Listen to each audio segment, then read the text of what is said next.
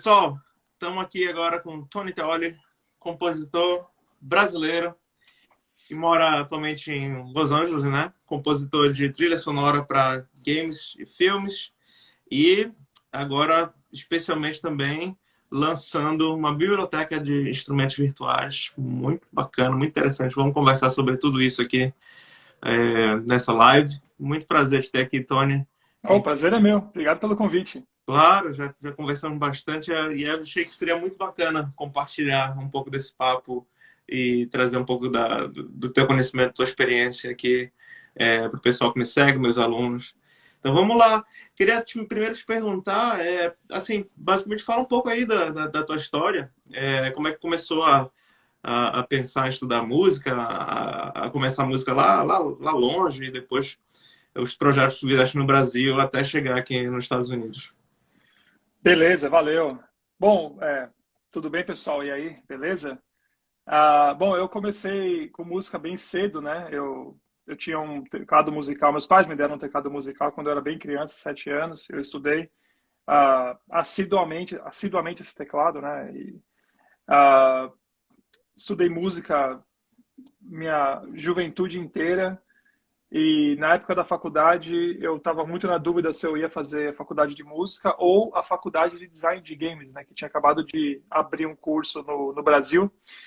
E como meu sonho sempre foi compor para games, eu tinha percebido que no Brasil já estava começando uma movimentação de desenvolvimento de games, mas não tinha ninguém oficialmente trabalhando como compositor e sound designer para games no Brasil. Então eu fiz a faculdade de design de games. E aí, no quarto mês de aula, a DevWorks, que era uma empresa de games muito grande na época, foi dar uma palestra. Eu abordei eles, né, perguntando se eles queriam me contratar. E aí eles falaram, cara, o que você faz? Eu falei, faço música, né, faço efeitos sonoros para games e tal. E aí acabou rolando, eles me contrataram. Mas essa faculdade era de desenvolvedor de games, não necessariamente de áudio, né?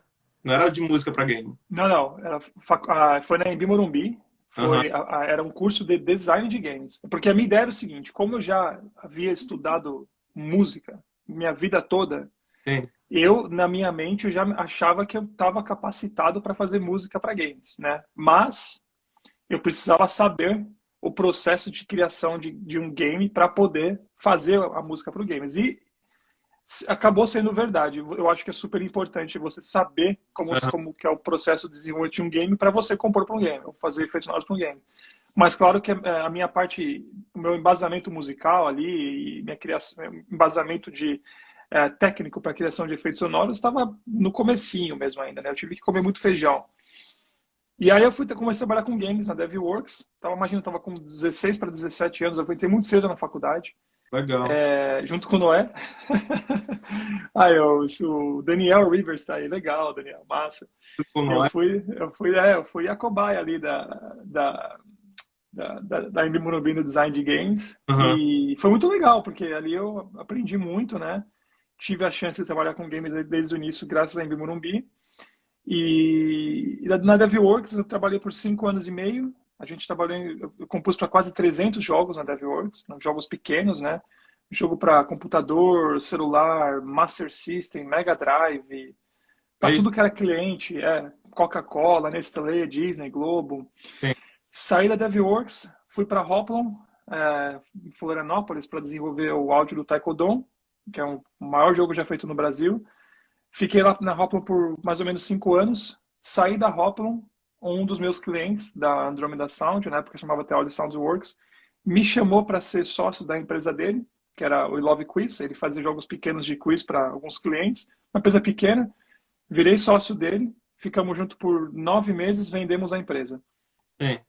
Isso já foi de 2000 e foi comecinho de 2003 até dezembro de 2013. Ou seja, foi tipo non-stop assim, né? Foi E sempre direto. São Paulo? Hã?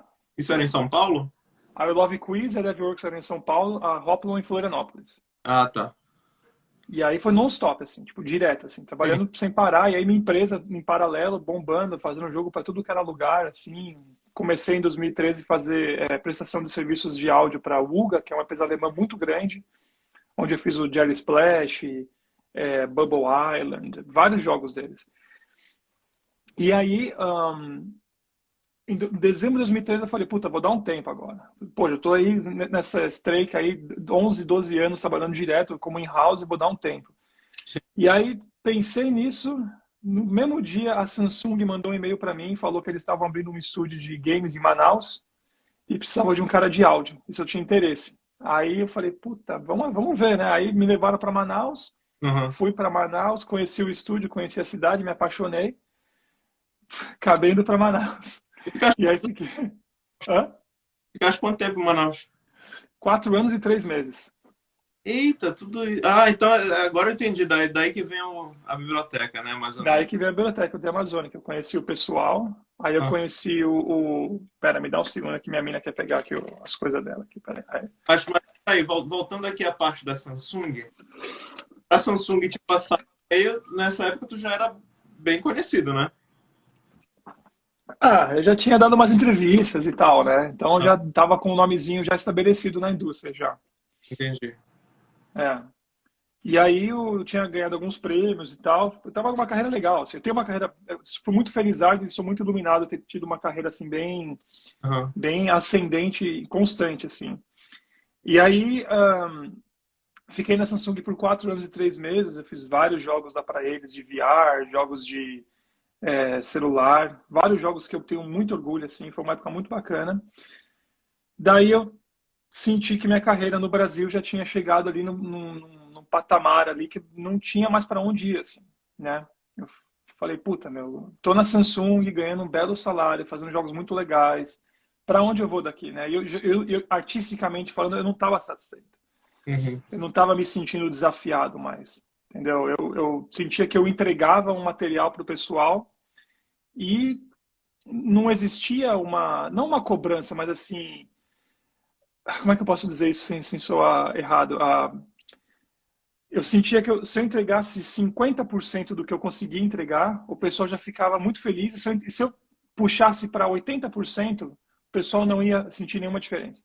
Ah, tá, entendi. Então eu falei, puta, não quero isso para mim. Eu quero ver até onde eu quero chegar. Eu quero testar os meus limites. E aí eu E apliquei para o... rapidinho, e nessa época aí, era só tu ou era uma equipe de áudio pro game? Não, começou eu. Fiquei sozinho fazendo toda a parte de áudio por 2 anos e meio, quase 3 anos.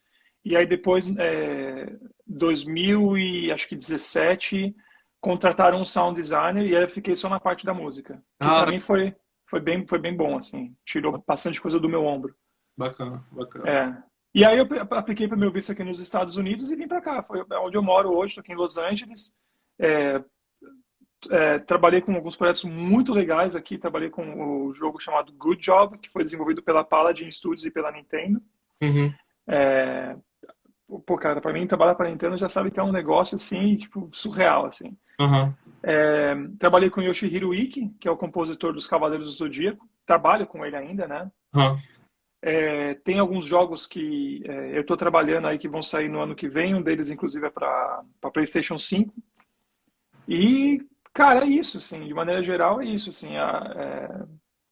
E lancei o The Amazonic, que é o meu projeto paralelo aí, a minha carreira de composição musical para games. Vamos já falar da Amazônia também. Mas voltando um pouco assim em relação à composição para game, né, para jogos, já tá há quanto tempo aí mais ou menos em LA? 2 anos e 4 meses. 2 anos, 4 meses, certo? E eu sei que tu tens feito também alguma coisa para filme. Eu queria que tu de repente pudesse assim, descrever de uma maneira mais detalhada, mais prática. É, qual é a grande diferença realmente de compor para game e compor para filme? Como é que o produtor de game te dá as ideias, te dá o projeto, né? Assim, te passa como é, como é que deve ser a música, mais ou menos, como é que ele te passa um briefing, alguma coisa nesse sentido, e como é que funciona também no outro lado para filme. Games e filmes, em termos de processo criativo, eles são muito similares, exceto pela questão que o game é música dinâmica e o filme a música é já locked num tempo específico da edição do vídeo, né? Sim. Agora, o processo inicial, tanto para games quanto para filme, eu já vi de tudo, assim, principalmente em games, né? Que é onde é a minha maior experiência, assim. Então eu já vi desde cliente me abordar com o jogo praticamente pronto Sim. para ser lançado em algumas semanas, quanto o cliente me abordar o jogo no protótipo mesmo ali, ou até às vezes apenas na fase conceitual do papel mesmo. Então, tipo, Digamos assim, quando tá pronto, falando assim um pouco mais prático, que é uma pergunta que o pessoal geralmente me faz, a diferença é game para vídeo, para filme e tal, algo fechado, né? Quando tá pronto, ele te fala basicamente assim, olha, vai para, preciso nessas três cenas, preciso de três músicas diferentes para essas três cenas, e essas músicas devem ter algum tipo de interação. Como é que funciona isso, geralmente? desculpa, no filme ou no game? No game. No game. Quando o game já estava praticamente pronto, né? Tu falaste daquele exemplo ali, o game estava praticamente pronto. É, Eu tenho três cenas ali, eu tenho, sei lá, três ambientes, eu preciso de três músicas diferentes. eu tento assim, a primeira coisa, antes dele me dar, porque antes dele me dar essa informação técnica, tenho três cenas. Isso é uma informação técnica, né? É a quantidade de áudio ou o local em que o áudio a música vai ser colocada. É, Essa é uma informação técnica.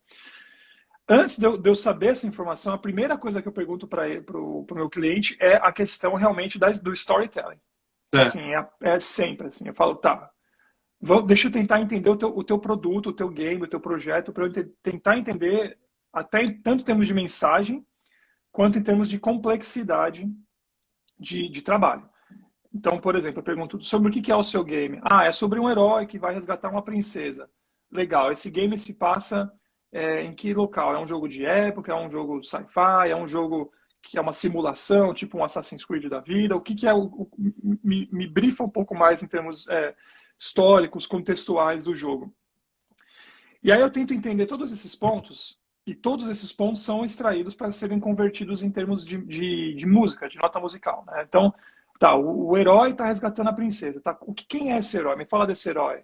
É um jovem, ele tem muita energia, ele é positivo, ele é um cara que acredita no lado bom da vida. Legal. Aí eu começo um pouco mais a fundo, tá? Ele tem algum trauma, ele tem alguma coisa que você quer que eu coloque na música? Tem alguma conexão na música que remete a alguma coisa do passado que vai acontecer no jogo? legal. Então, tipo, eu tento realmente entender ali o universo, assim, Pode. né? É bem parecido com o filme também, né? É. Porque é isso que eu tô falando, porque por isso que eu falei que a parte conceitual, ela é similar, mas a parte da técnica, da separação ali da música dinâmica é onde que se separa os dois mundos, né? É. Paleta de cores, são cores quentes, são cores frias, é um jogo muito colorido, é um jogo monocromático. Qual que é a dinâmica? É um jogo rápido, é um jogo mais lento? É... Qual que é o público-alvo? É para um jogo infantil, o público infantil, é um público mais adulto? Qual que é a plataforma, né? É essa daqui, então já sei que tecnicamente eu vou ter alguns limites de canais, vou ter alguns limites de processamentos em termos do que eu posso fazer ou não na música. Então, assim, todas essas questões eu começo a perguntar para os meus clientes até eu entender bem. Aí, depois que eu entender isso, eu falo, beleza, É. aonde que as músicas vão serem usadas? É. Nós temos 3 mundos. Legal. Quanto tempo que o jogador vai passar nesse mundo? Meia hora. Olha, então se o jogador vai passar meia hora em cada mundo, eu sugiro que a música tenha mais ou menos aí, no mínimo, 4 minutos de composição linear. Eu pergunto, tá, então quanto tempo o jogador vai passar nos mundos? 30 minutos? Tá, então eu vou sugerir pelo menos 4 minutos de música linear e alguns layers de música dinâmica ali, com alguns stingers, talvez em algum momento, etc e tal. Então aí eu começo a compor a música de maneira dinâmica. Eu faço uma base, daí eu faço um layer de intensidade mais alta, algumas variações para serem sobrepostas, etc e tal. Então é mais ou menos esse o processo, assim. No filme, o diretor, ou o video editor, ou o producer, ele vai começar a te mandar os cortes, né? Esse é o corte 07. Então você vai lá e faz o corte 07. Você faz a música junto com o tempo. Manda pro cara. Beleza, editamos, mudamos a edição, 08. Você vai lá, pega, reedita a música de acordo com a versão 08. Mano. Então, Foi, tipo, foi só 2 segundos que eu mudei. só 2 segundos, é sempre assim. Foi só 2 segundos, né? É sempre assim, só 2 segundos. E É. aí, é uma loucura, né? Eu trabalhei eu fiz um documentário pro Brasil para Vivo e para Vice. que a Vice é uma empresa de notícias canadense, mas eles têm o escritório deles no Brasil também. Foi um documentário chamado Game Changers. E aí esse documentário foi sobre a indústria de games no Brasil, sobre os esports, sobre aprendizados, etc. Depois teve uma segunda edição, segunda temporada que foi muito legal, que falaram sobre mulheres nos jogos, muito bacana, mostraram alguns outros cases assim de jogador de futebol que virou jogador de futebol para videogame e tal. Então, e eu fui fazendo as músicas, eu fiz a música para esse documentário, e eu lembro assim, cara, que tipo, puta, tá aí, ó, edição corte 13, corte 22, corte 25. Caraca, velho. Sim. Meu Jesus amado. Nunca no final, né? Caraca, meu. Mas, porque, claro, a edição do corte é muito rápida, a edição do vídeo é muito rápida, a edição da música é um caos. Quando o cara muda alguma coisa, tem que recalcular tudo, recalcular compasso, recalcular tempo, recalcular tudo, assim, né? Mas especificamente, assim, de uns projetos como esse, que tem milhares de cortes e tal, como é que tu aborda isso com o cliente, por exemplo? Tu espera chegar, de repente, no picture lock, ou já começa desde antes? Ou eles querem que tu comece desde antes, ou eles acham que aquilo no final e acaba realmente recortando depois? Não, isso é uma coisa que não tem. Ninguém sabe responder assim, né? Eles não têm previsão de quantos cortes vão ter. Sim. Porque são tantas pessoas que acabam passando pela mão de tantas pessoas que acabam dando pitaco, produtor executivo, diretor, editor de vídeo, teste de público, o público vê se gostou ou não gostou, ajusta. Então, são tantas pessoas, cara, que acabam influenciando no resultado final que é o tipo de pergunta que você nem faz, assim, você simplesmente aceita e torce.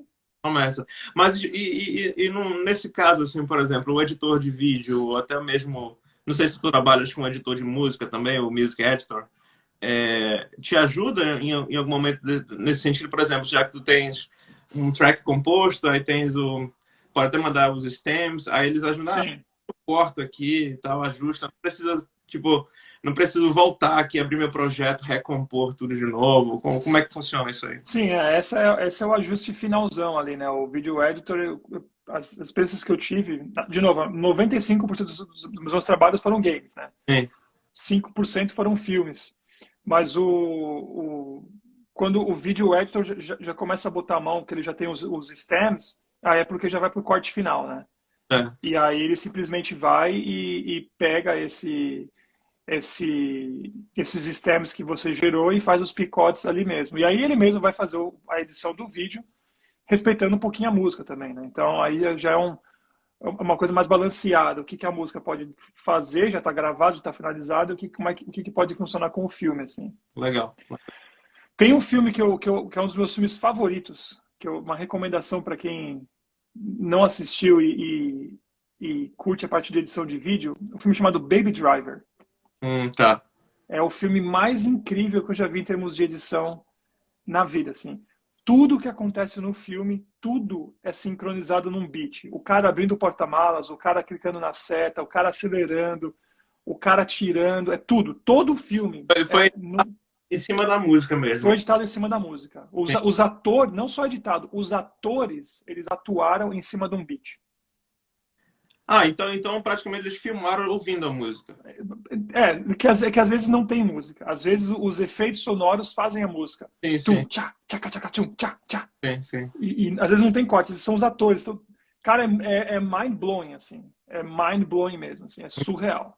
Isso é bem rápido, na verdade, né?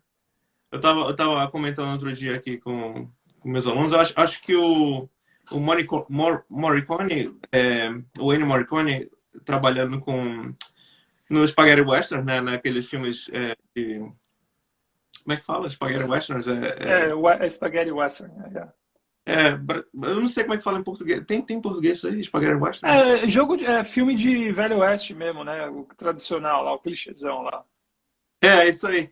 Eu sei que o diretor pediu para ele compor antes, porque ele queria que os atores ouvissem a música em cena para se influenciar. Então foi um processo realmente todo diferente. O Sergio Leone, que foi o diretor de alguns desses filmes que eles trabalharam juntos, ele compôs tudo antes e para os atores ouvirem isso. Realmente é bem diferente, bem legal, mas de certa forma raro, né? Muito raro. Muito raro. Isso é extremamente raro. É o one in a million. É, é, é isso mesmo. Sendo um pouco mais específico, por exemplo, voltando à parte ali do briefing e tal, que isso aí vale para filme e vale para game também. Então, por exemplo, se eles falam, isso aqui é a história de, digamos assim, um herói, ele tem por volta ali de 20 anos e é um game para criança até 10 anos, por exemplo. Que tipo de abordagem, falando mais específico assim da matéria-prima musical mesmo, né? Vai usar que tipo de escala, que tipo de instrumentos, que tipo de acorde, ou sei lá, que tipo de matéria-prima, né? Ritmo, melodia, que tipo de coisa tu vais criar baseado nesse briefing. Não precisa ser exatamente esse briefing que eu te passei agora, mas algo assim mais específico e exemplificado baseado num briefing. Cada briefing muda muito o ponto inicial, né? Sim. Às vezes, se for um briefing que eu vejo que a necessidade inicial é uma melodia forte, uma melodia cativante, como o caso seria para um jogo de criança, que eu sei que crianças adoram cantar, né? Ah, tá. Então, criança não tem problema com repetição. Quem tem problema com repetição são os pais das crianças, que odeiam as músicas que repetem, mas Isso é verdade. Isso é verdade. é, Não, meus filhos aqui pedem para eu filme milhões de vezes o mesmo filme. exatamente. Tipo de música e tal, então assim, pode infinitas vezes mesmo. Então, assim, criança não tem problema com repetição. Então eu vou jogar ali uma melodia que os pais vão me odiar. Vou fazer a melodia mais cativante possível, É. usando ali sempre alguns acordes legais ali, fazendo algumas coisas mais quirk, mais funk ali, mais divertidinhas no fundo, Uhum. talvez até alguns efeitos. Agora, por exemplo, se for um game ou um projeto que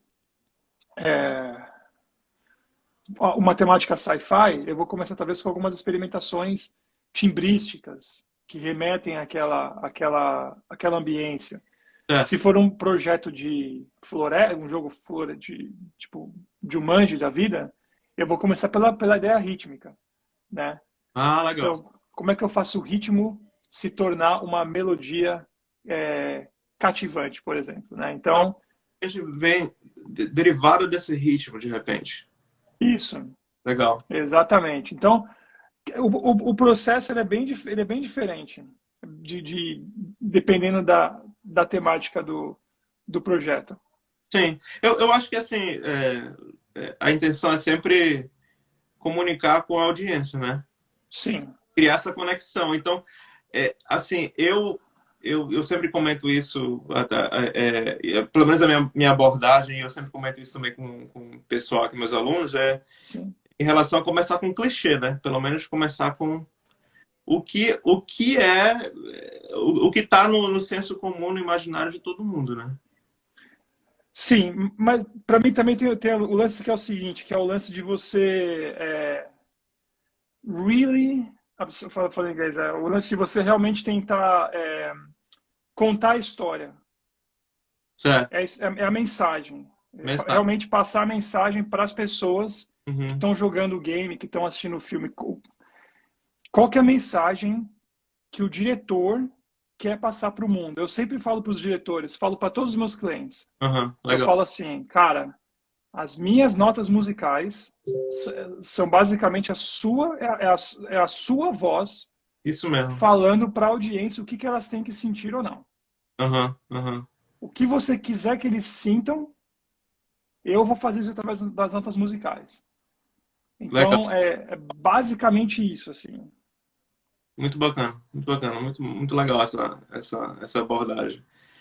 Olha, eu tenho algumas perguntas aqui de algumas pessoas. Eu fiz o post, né? E também no Stories, aí eu deixo aberto para quem quisesse fazer perguntas.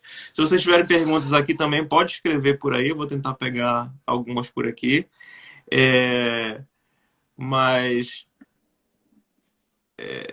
talvez, talvez antes de falar, de falar um pouco aqui das perguntas que algumas pessoas fizeram aqui no Instagram, que tal a gente pular voltar um pouquinho ali no Manaus, falar um pouco da tua experiência e como é que surgiu a ideia da biblioteca. A biblioteca surgiu do seguinte momento, assim, no momento que eu vivi em Manaus, que foi uma experiência muito legal, assim, muito enriquecedora espiritualmente. Sim, Eu sou um cara muito espiritualista, assim. Eu comecei a descobrir alguns instrumentos. E eu sempre falei, caramba, que legal seria se eu tivesse esses instrumentos para adicionar no meu template, né, nas minhas músicas. E eu vivi lá 4 anos e 3 meses, e eu nunca que essa ideia passou pela minha cabeça de fazer realmente a biblioteca, né? Essa ideia aconteceu num dia que eu estava já aqui nos Estados Unidos, foi em janeiro de 2019. Então certo. eu tava tomando banho cara, para mim o banho é o momento mais criativo do dia, assim, é onde você realmente se conecta consigo mesmo, você relaxa ali. E aí, as ideias, é onde nasce para mim as Peraí que por o senhor exemplo, um pouquinho. Ah, voltou. voltou, é onde para mim, é onde nascem as melhores músicas, na minha opinião. Sim. E aí, cara, eu tive essa ideia de, falei, meu, caraca, eu tava morando em Manaus, Só para ter mais trabalho, né?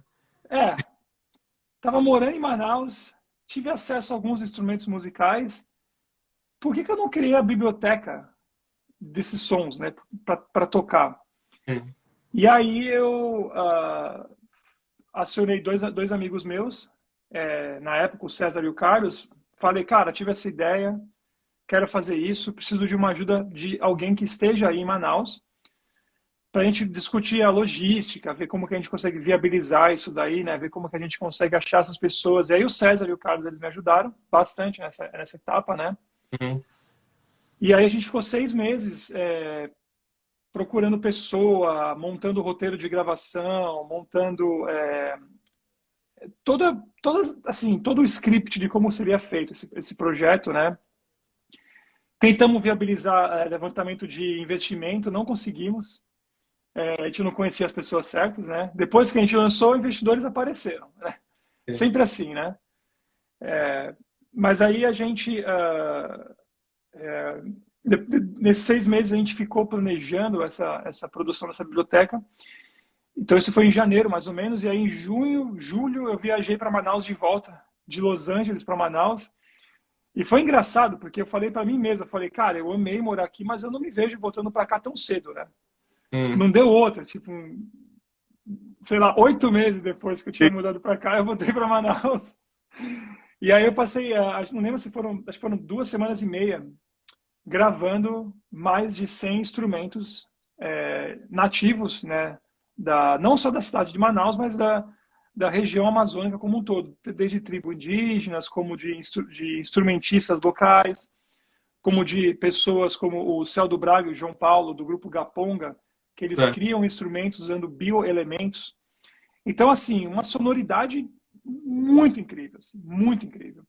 E aí, alguns a gente gravou no estúdio, alguns a gente gravou na tribo, a maioria foi no estúdio, naturalmente. Mas aí foi um negócio muito louco, assim, cara, porque, por exemplo, alguns instrumentos ali a gente não sabia nem como microfonar. Tem que descobrir. Tipo, Tem que. cara, que microfone que a gente vai usar, aonde? Puta, esse instrumento nessa região aqui de baixo ele emite uma frequência grave. Vamos capturar essa frequência nesse instrumento aqui em cima.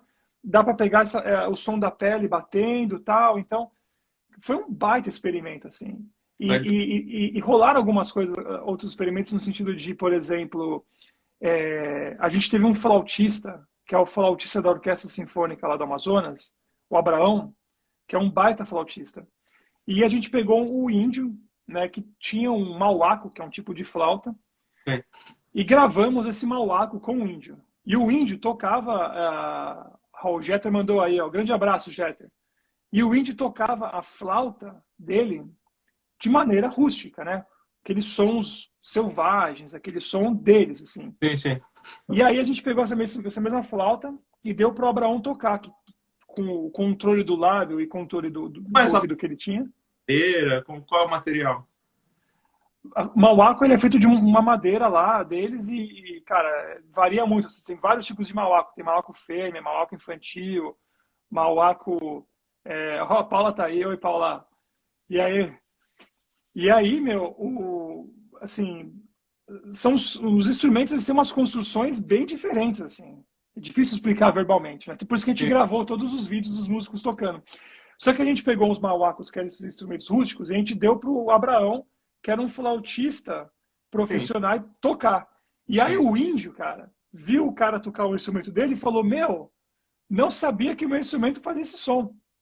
Eita, Então rolou ali, tipo, foi uma experiência para todo que é lado, assim, abriu cara. a cabeça também, né? Mas, cara, abriu a cabeça de todo mundo, assim, né? O índio, cara, caraca, o senhor Miguel, né, que era a Onça Branca, que era o nome dele lá, ele ficou olhando assim, falou, caraca, bicho, olha só, meu, não sabia disso. E claro que, naturalmente, a gente gravou os dois. A gente gravou o Mauaco tocado pelo seu Miguel e o Mauaco tocado pelo Abraão, pra gente... Tu tens o mais rústico, né? E tem também o... Tem os dois, que não são, que não são aí, ó, o Darlan de Manaus aí, legal, que E não não, são... Uhum.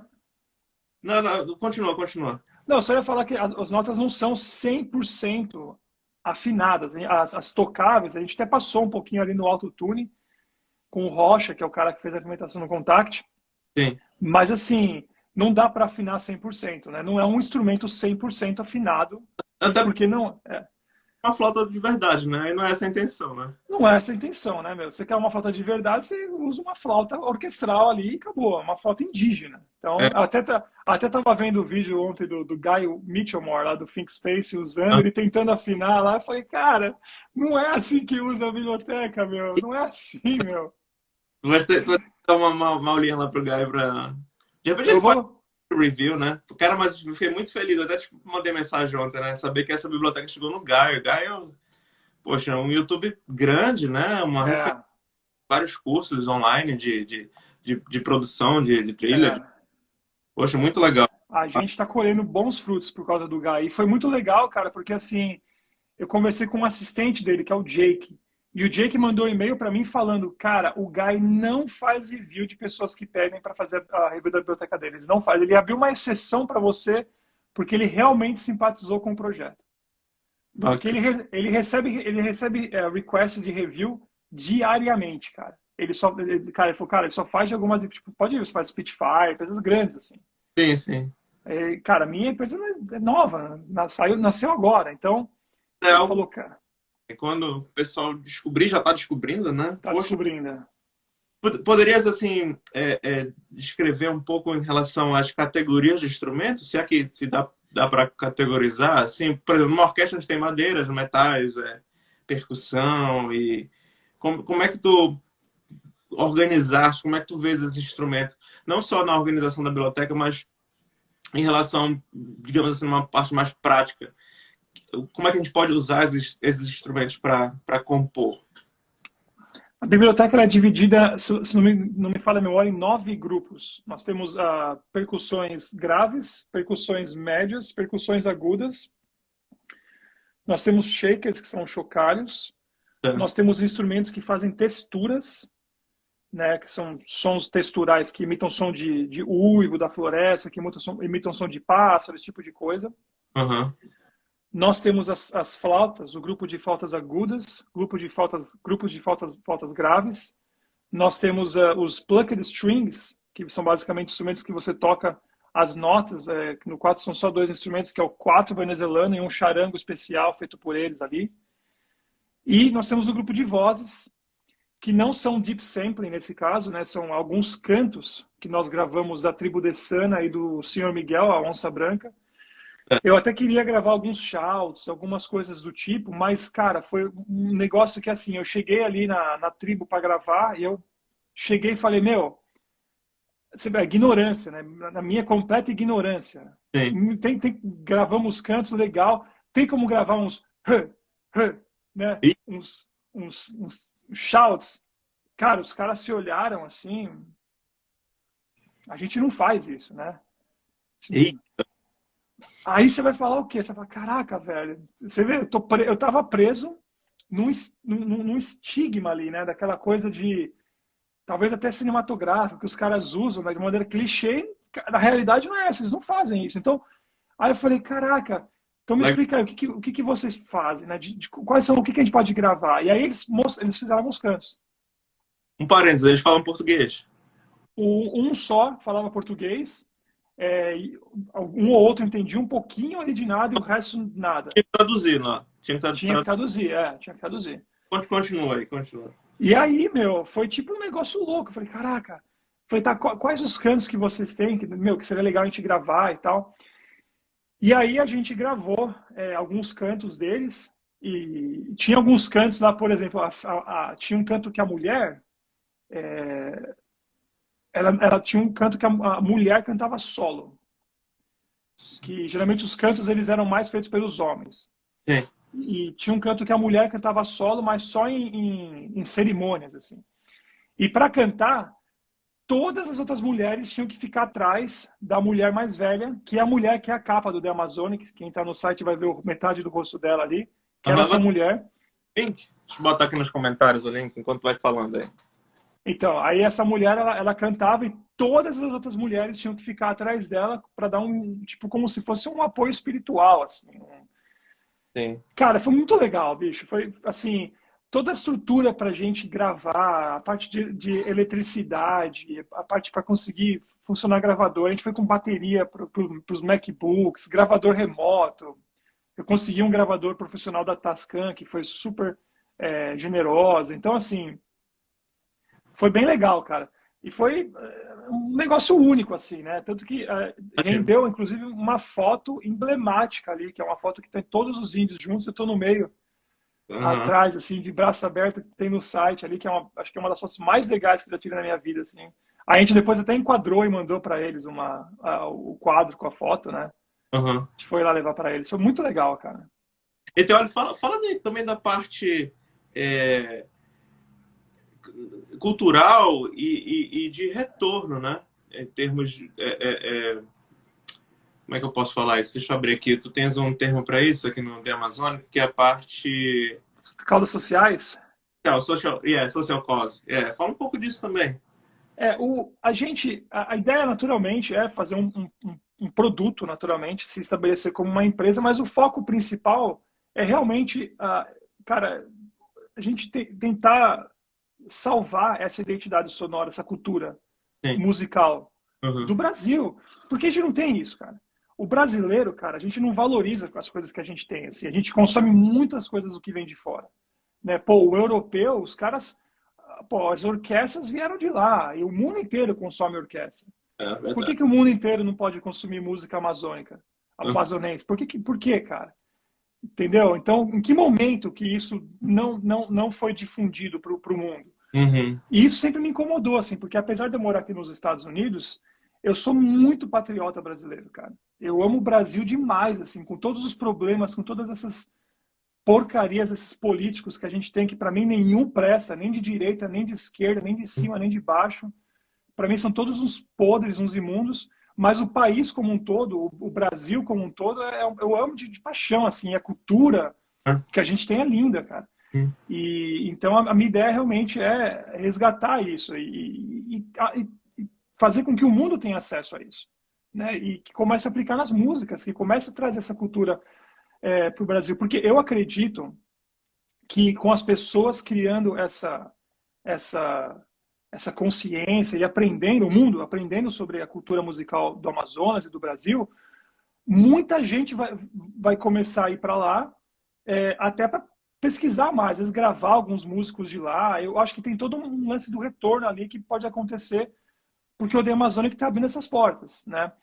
E também tem o lance da doação, que é o lance da causa social direto, que 30% é convertido em retorno financeiro para os músicos que foram parte do projeto. Todos os músicos vão receber até o último dia que essa biblioteca vender. Em dólar. Em dólar. Em dólar convertido para real, né? Eles mandam para o Brasil. Eles vão receber até o final da vida deles porcentagem das vendas. E também a outra parte é enviada direto para doação do tipo assim, animal abandonado, causas sociais como lares de crianças que moram na região de Manaus, que precisam de comida, de roupa e etc. E o que acontece que é o mais legal do projeto, que na minha opinião que é uma coisa que não existe, nenhuma empresa fez isso até hoje, é que a doação é enviada para Manaus Eu tenho uma pessoa lá em Manaus, que é a Carolina, que cuida disso.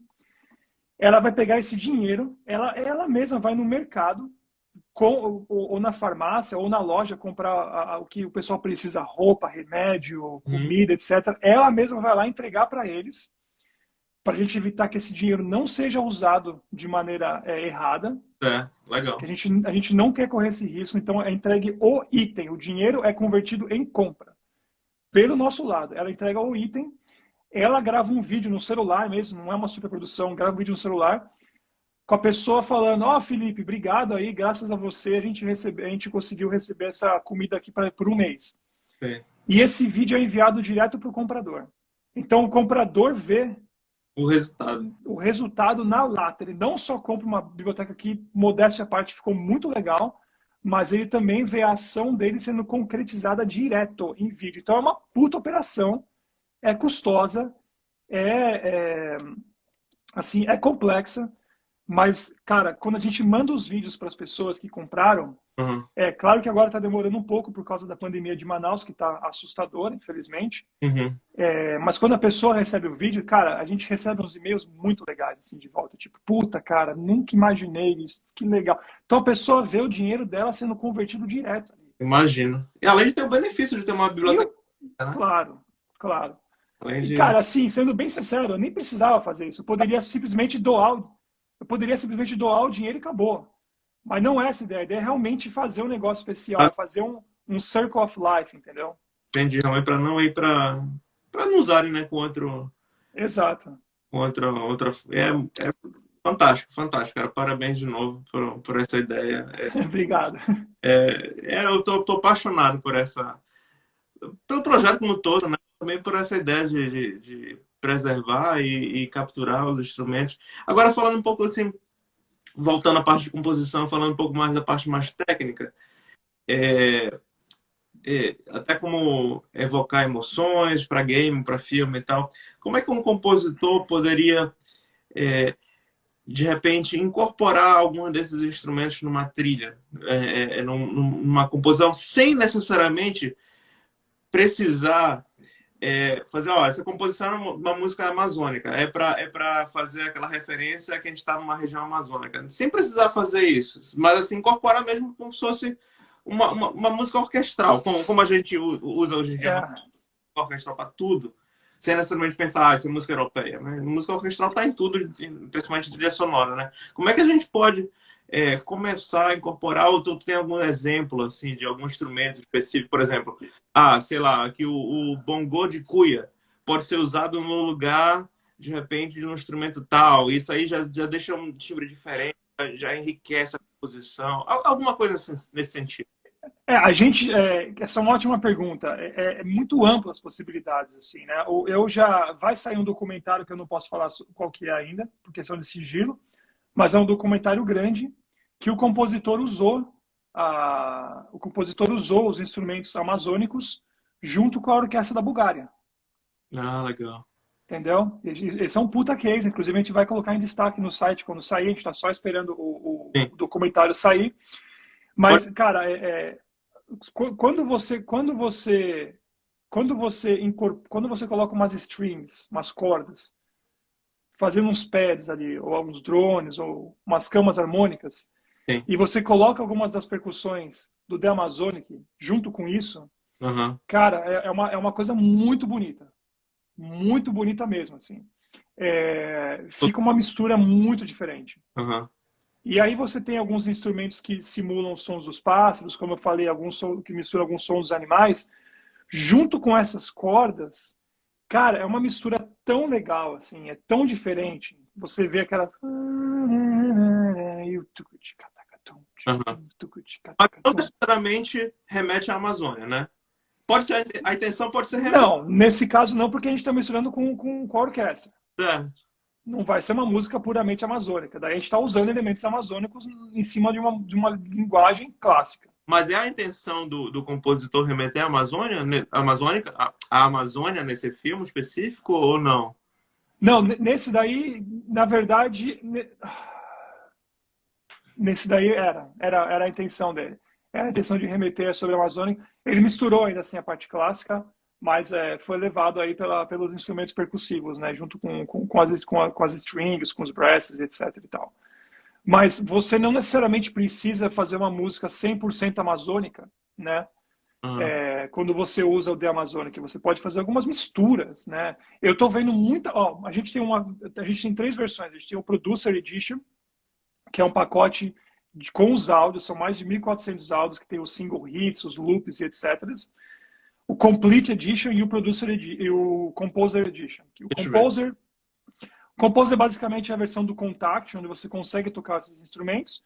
E Certo. o Complete tem tudo que o Composer tem, mais os loops incorporados no Contact, que mudam com o tempo e etc. Então, Agora tem uma é, free aqui.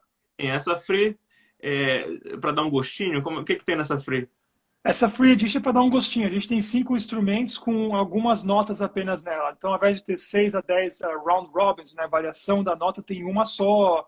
Ah, Tem algumas notinhas para tocar ali, algum loop ou outro. São versões resumidas de 5 instrumentos. legal, mas dá para ter uma ideia, né? É para Contact também essa free? A Free Edition ela é para Contact, mas também vem com alguns loops e single hits gratuitos para Producer Edition, ou seja, em Wave. Legal, legal, bacana. É. Então tem para os dois mundos. Mas o que eu quero falar é o seguinte: tem muito produtor que está comprando a Producer Edition para usar em música eletrônica. E eu Show. nem sabia, cara, nem imaginava. E tem uns caras que mandaram para mim alguns resultados. Os caras, eles começaram a compor música eletrônica, né? Hip hop, rap, até EDM.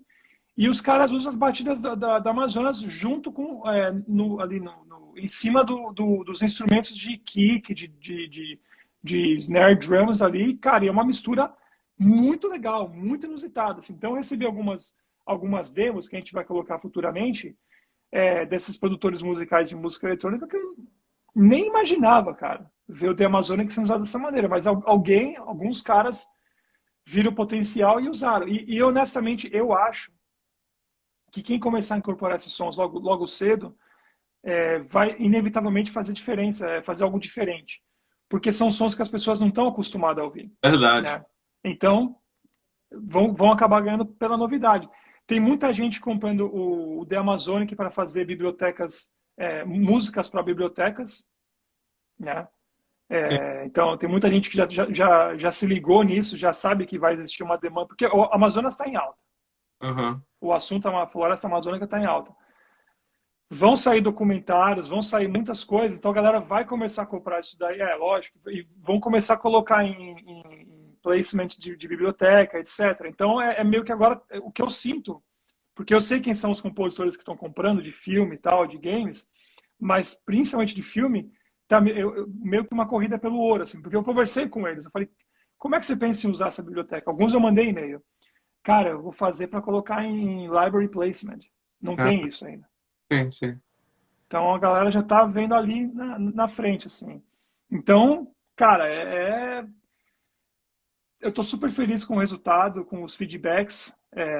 Eu diria que 99% dos feedbacks que eu leio na internet são muito positivos e 1% é sempre de alguém babaca que não entendeu o projeto e fala besteira.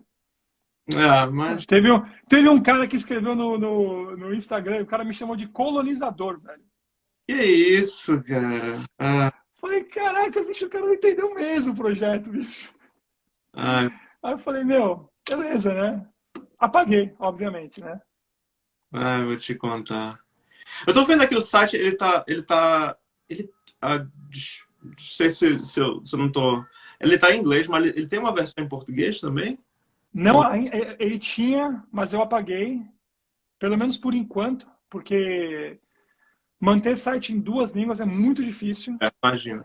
É, Então, em inglês eu tenho que atualizar o português de novo. cara, e sempre tem um erro ali ou outro que a galera acha. Eu recebi um e-mail hoje, alguma coisa que deixou passar. Cara, da Amazônia que praticamente sou eu e o Rocha e a Carol. Imagina. Carol cuida da parte das doações, ou seja, não tem nada a ver com a biblioteca em si.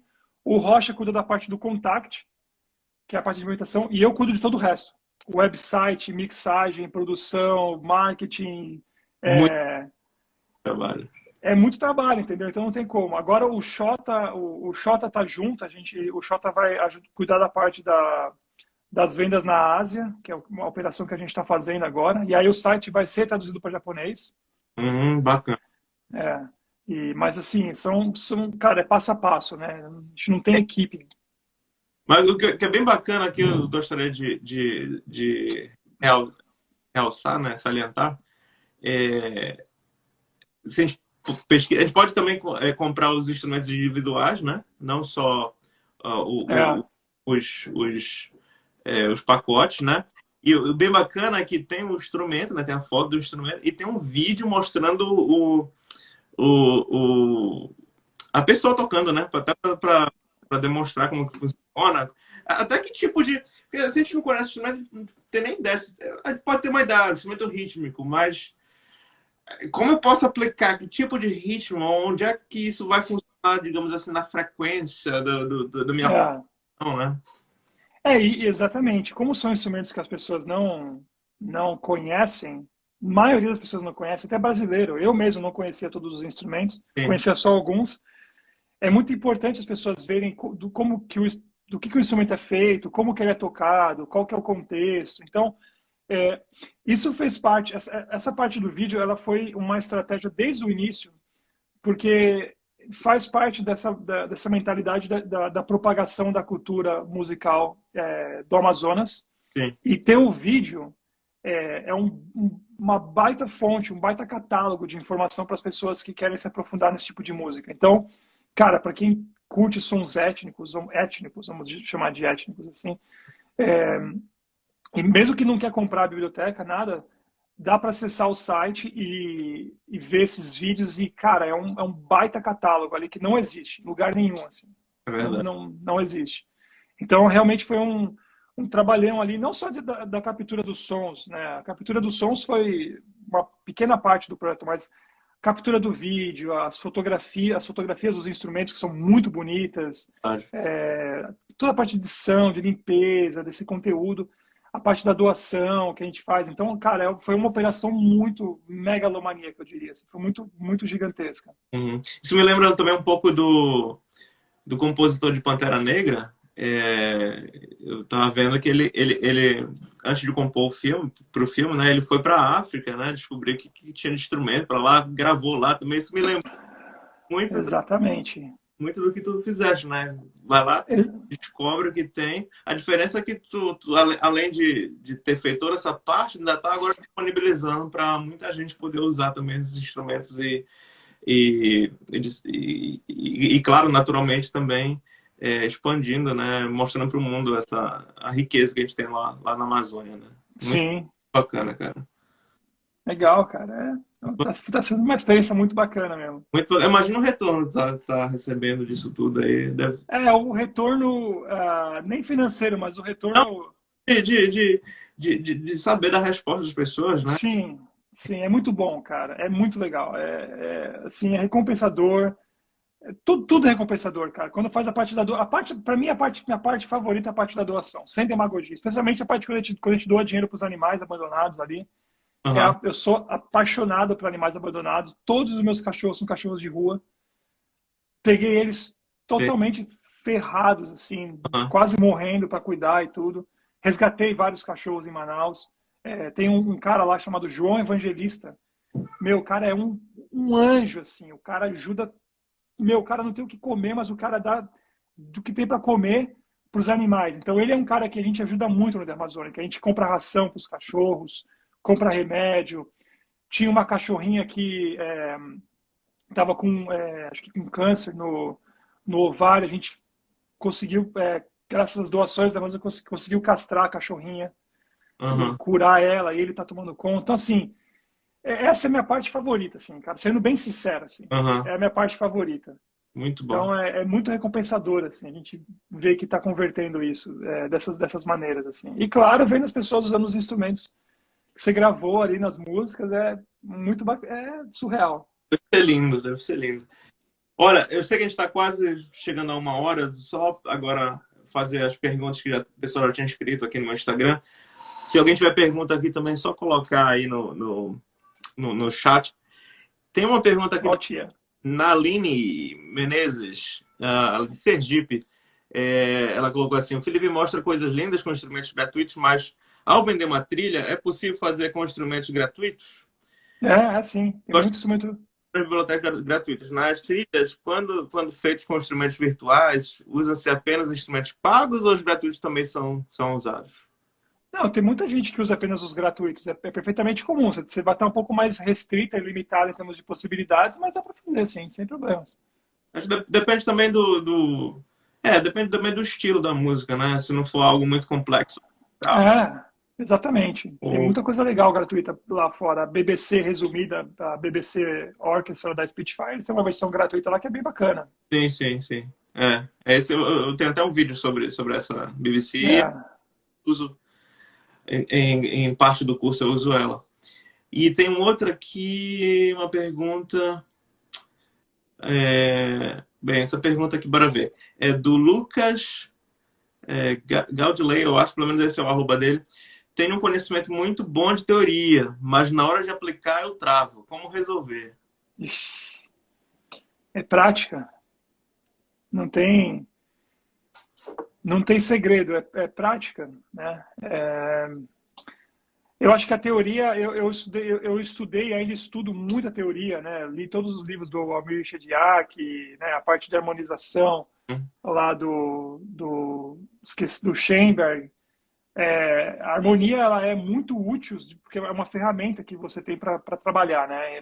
E quando você consegue incorporar na naturalidade do processo criativo, quando você, na minha opinião, atinge o mundo ideal, assim, porque é quando o racional já está automático com o criativo ali.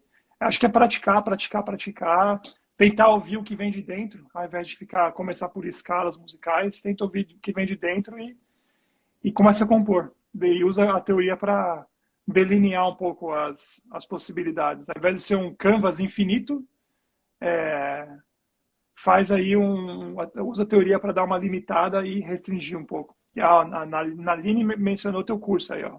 Falou que é Ah, muito bom. sugiro o curso do Felipe, a teoria de forma descomplicada. É que no curso a gente é, é direto na prática, não direto na dó, né? Claro, eu acabo abordando conceitos de teoria, mas bem na prática direto, como orquestrar direto na dó, né? Copiando e colando alguns tracks mesmo da composição e copiando ideias aqui, passando para outro instrumento, enfim. Ela falou que Legal. Schoenberg foi um terror por um tempo. É um terror até hoje para mim. É. É um terror eterno. Mas assim, a questão da prática mesmo que eu estava falando, né? É aquela coisa do fazer um pouquinho todo dia, né? Se você consegue. Não precisa ser uma super composição ou nada muito complexo, mas se você está ali compondo, escrevendo alguma ideia, brincando na dó, seja como for, todo dia, isso quando precisa mesmo, né? O negócio já vem na. É. Tem mais só uma última pergunta aqui. Qual o caminho para entrar nesse ramo? Bem, eu não sei bem qual é o ramo que ele está perguntando, mas acredito que seja alguma coisa em relação a composição para filme ou game. Eu acho que não tem uma fórmula para isso, né? Mas Se aprofundar na linguagem, se aprofundar na linguagem musical dos games, jogar, entender como que a música dinâmica funciona, participar de eventos de games como a GDC ou o Big Fest que rola no Brasil todo ano, conhecer as pessoas da indústria, eu acho que é a melhor dica que dá para dar nesse tempo que resta aí. tá, joia. Então pronto, muito bom, pessoal. Obrigado pela audiência aí, por todas as perguntas enviadas. Obrigado especialmente, Tony. Foi um prazer te conhecer. Prazer é meu, brigadão. Pô, imagina. Legal, cara, te conhecer. A gente já conversou, tem conversado esses dias, né? E é muito, muito legal ver que tem um compositor brasileiro em LA, com sucesso, e muito especialmente em relação a essa biblioteca, por tudo que essa biblioteca, esse projeto, na verdade, envolve, que não é simplesmente só uma biblioteca, mas envolve toda essa parte cultural, né, de justiça social também. Poxa, isso aí, tu tá de parabéns. Eu fico muito Obrigado. por te conhecer, por conhecer uma pessoa assim, não só inteligente, um compositor, mas uma pessoa bacana, cara, uma pessoa do bem, né? Assim, muito, eu tenho um prazer, né, de de conhecer e conhecer mais desses projetos também da Amazônia. Então, acho que foi muito legal. E eu achei que foi muito legal também trazer, compartilhar um pouco dessa experiência tua aqui com o pessoal aqui no Instagram. Então, de novo, muito obrigado. Obrigado, eu que agradeço. Valeu, pessoal, para todo mundo que participou. Obrigado pelo convite, Felipe. É um prazerzão aí. Adorei te conhecer também. Com certeza é uma amizade que a gente vai carregar para a vida toda aí. E você é um cara incrível também. Estou na torcida pelo teu sucesso, que eu sei que já é um grande sucesso. Tua carreira também é incrível. E é isso aí. Brigadão, galera. A gente Valeu, vai se falando. Forte abraço para todo mundo e bom final de semana. valeu, Tony. Muito obrigado. Valeu, abração. Tchau.